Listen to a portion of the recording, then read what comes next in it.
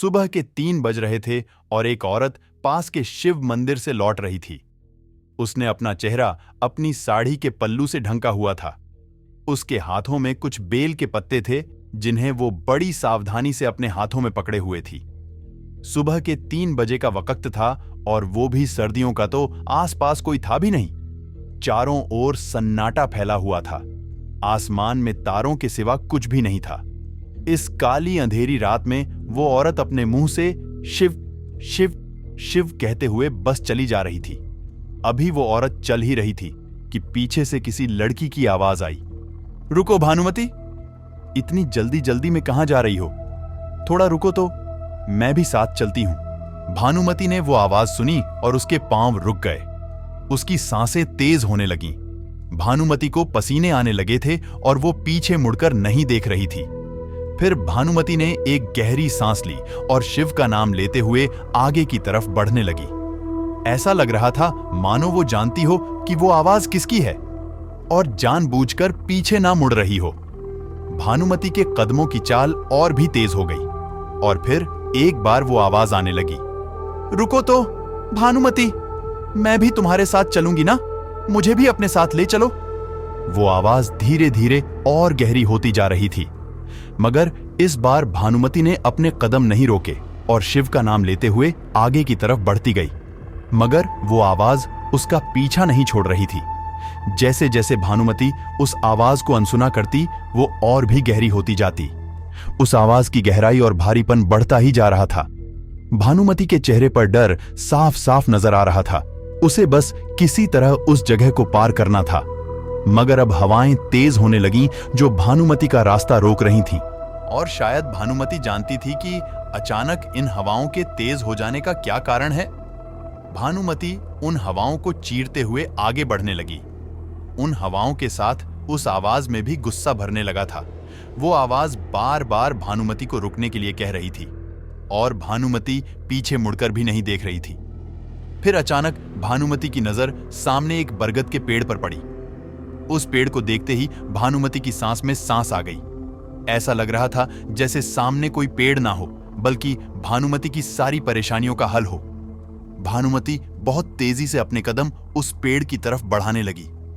भानुमति को उस पेड़ की तरफ जाते हुए देख वो आवाज पूरी तरह बेकाबू हो गई और हवाएं भी बहुत तेज होने लगीं। उस जंगल में अचानक से चीखें गूंजने लगीं। कभी किसी के हंसने की आवाजें आती तो कभी किसी के रोने की, और फिर अचानक से किसी के चीखने की आवाज आने लगती। भानुमति सब कुछ सुन रही थी, मगर उसके कदमों की रफ्तार कम नहीं हुई। फिर अचानक एक अजीब सी शक्ति भानुमति के पैरों को जकड़ने लगी। भानुमति उस बरगद के पेड़ तक पहुंचने ही वाली थी कि उसके पैर पूरी तरह से रुक गए, उनमें हलचल बंद हो गई।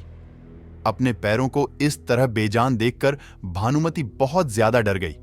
उसे समझ नहीं आ रहा था कि आखिर उसके पैरों को क्या हो गया है। उसने घबराते हुए अपने दाहिने हाथ की तरफ देखा तो उसकी हालत और खराब होने लगी। उसकी सांसें अब थमने लगीं। उसके होंठ लगातार कांप रहे थे। हे भगवान, ये मुझसे कितनी बड़ी भूल हो गई। मैं वो अभिमंत्रित कड़ा लाना भूल गई। ये मुझसे कैसा अनर्थ हो गया। अब मेरी वेदिका का क्या होगा। हे भोलेनाथ, मेरी वेदिका की रक्षा करना। भानुमति ने घबराते हुए डरी और सहमी हुई आवाज में धीरे से कहा, क्या हुआ भानुमति? कड़ा लाना भूल गई, ये जानते हुए भी कि उस कड़े के होते हुए मैं तुम्हारा कुछ नहीं बिगाड़ सकती। तू तो अपनी जिंदगी घर पर ही भूल आई। उस आवाज ने पीछे से कहा और इतना कहकर वो जोर जोर से हंसने लगी।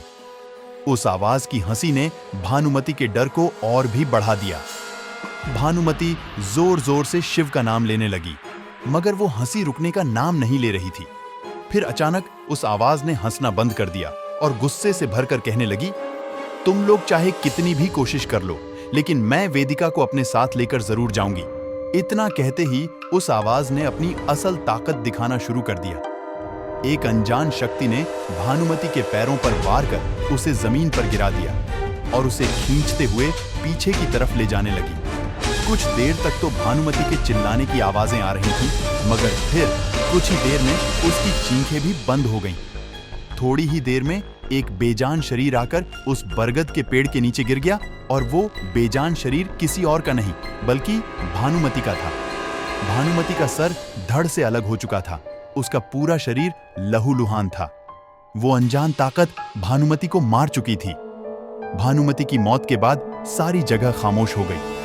हवाओं ने चलना बंद कर दिया था। माहौल फिर से एकदम शांत और साधारण हो गया।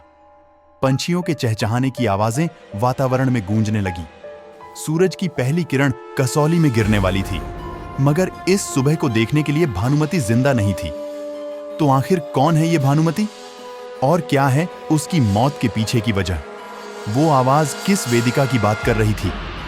ऐसे ही बहुत सारे सवाल हैं और जवाब हैं आने वाले भागों में।